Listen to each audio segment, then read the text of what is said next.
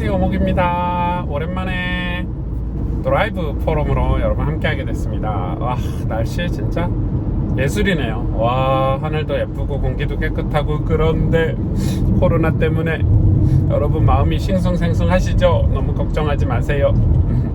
잘 이겨낼 거랍니다.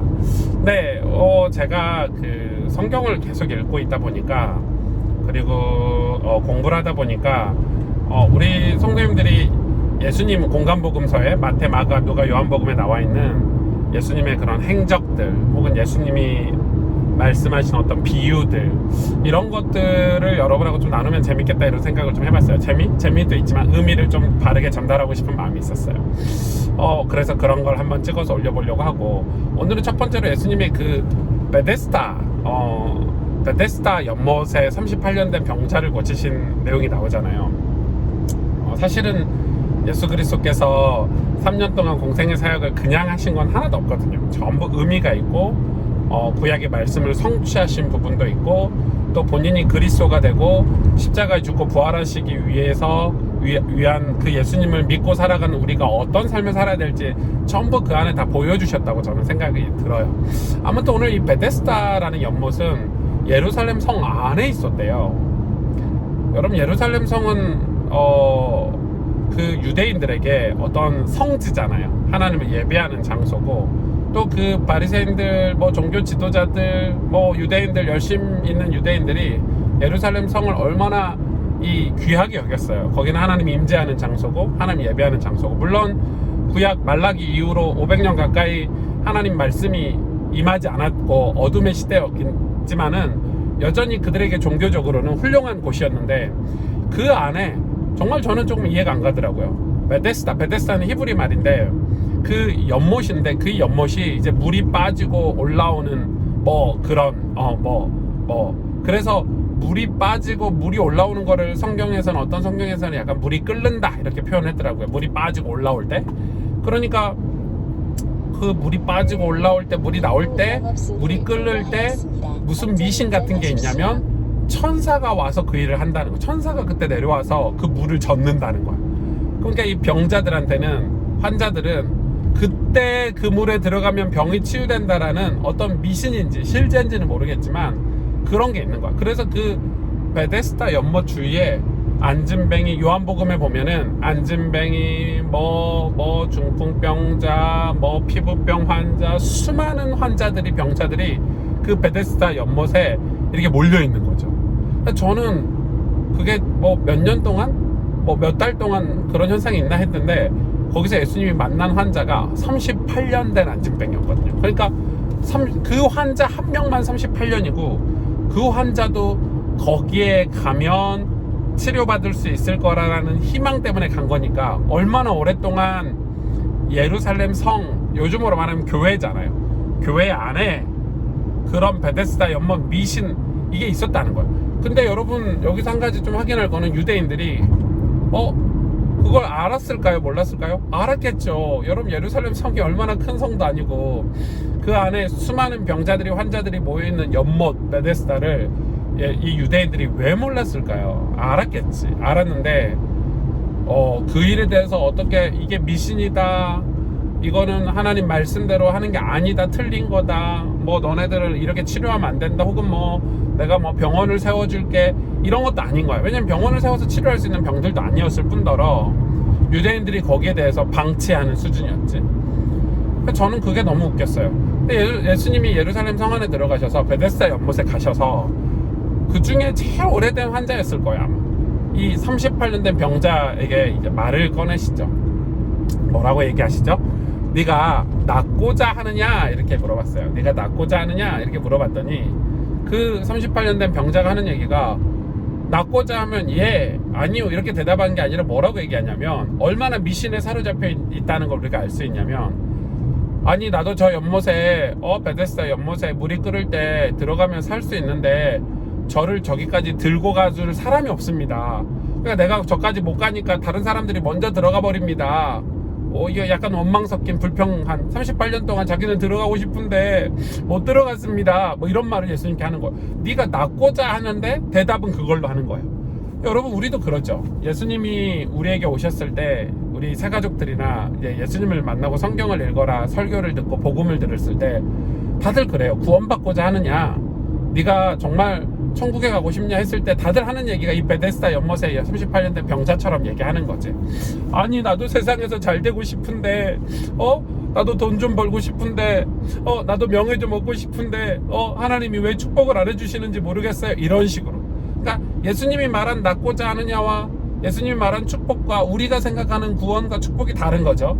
아무튼 이 병자가 그렇게 말하니까 예수님이 단번에 무슨 얘기 뭘 얘기하셨냐면 네 자리를 들고 일어나라 이렇게 얘기하셨어요. 아니 저 물에 들어가야 낫는 줄 알았는데 예수님 말씀이 그를 치유하는 거죠. 자리를 들고 일어나라. 그 자리를 38년 동안 그 위에 앉아 있었을 거 아니야.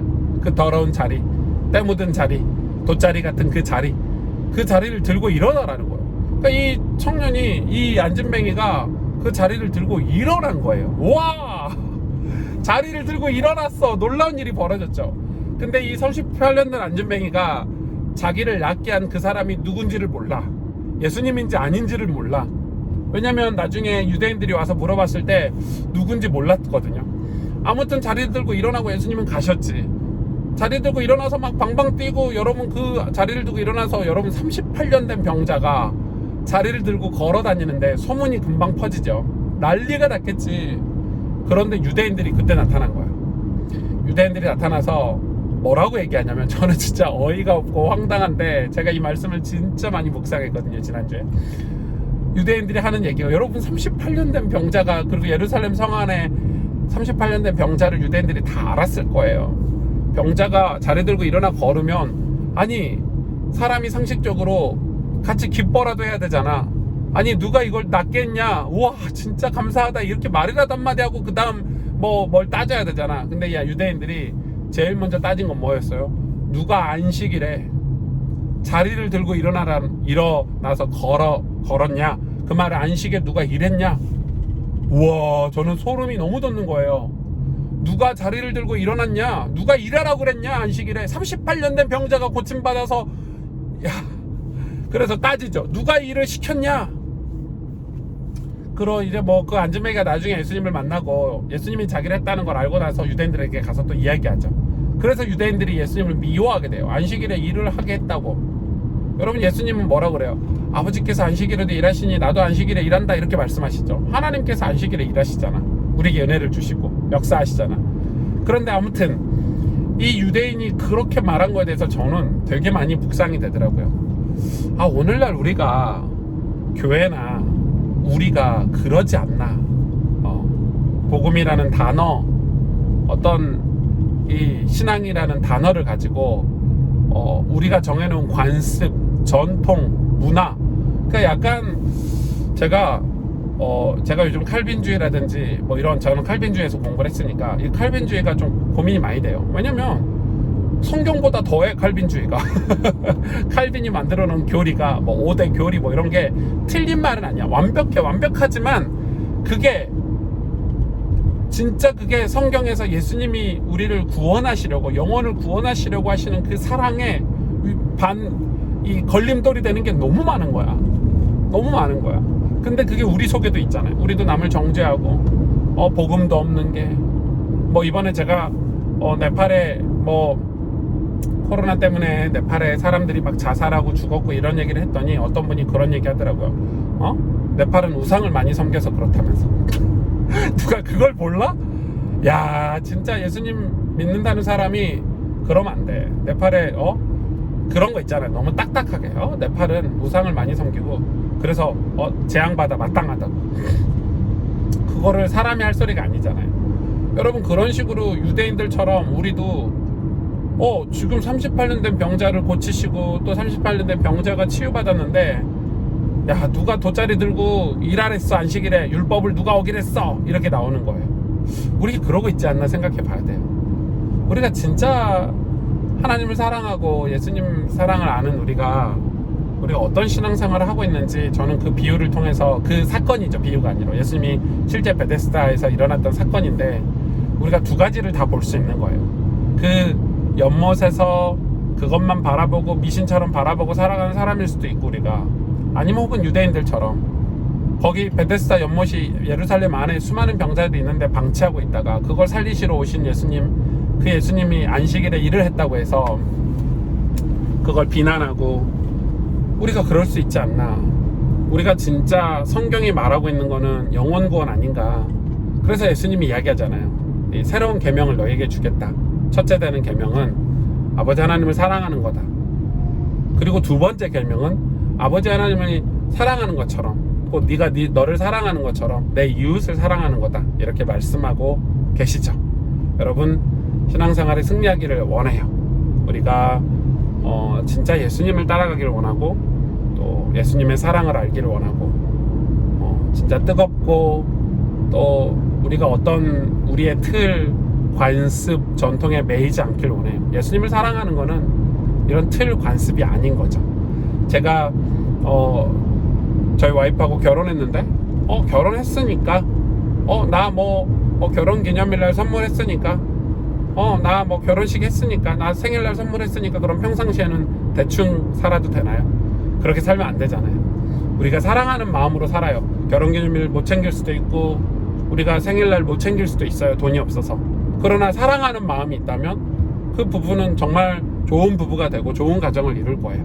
그런 것처럼 신앙생활도 마찬가지. 우리가 헌금을 못 할 수도 있고, 율법을 다 못 지킬 수도 있어요. 그러나 사랑하면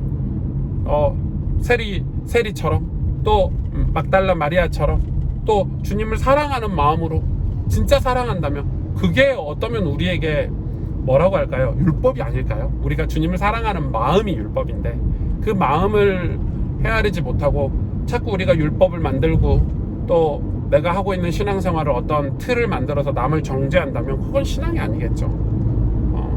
하나님은 우리가 영혼을 구원하기를 원하시고, 또 우리의 영혼을 구원하려고 예수님 오셨기 때문에 우리가 그거를 잊지 않았으면 좋겠다. 그리고 이 베데스다의 이 사건은 그런 의미가 있지 않나. 그래서 예수님이 코앞까지 왔고 자기 성전 안에까지 왔는데 그 유대인들은 예수님을 빛 대신 예수님을 그 어둠이 받아들이지 못했죠. 안타까운 사건이지만, 또 다음에 이 예수님의 공생의 사역들을 조금 다루고, 또 비유라든지 예수님의 사건을 좀 다루는 영상으로 찾아올게요. 여러분 안녕.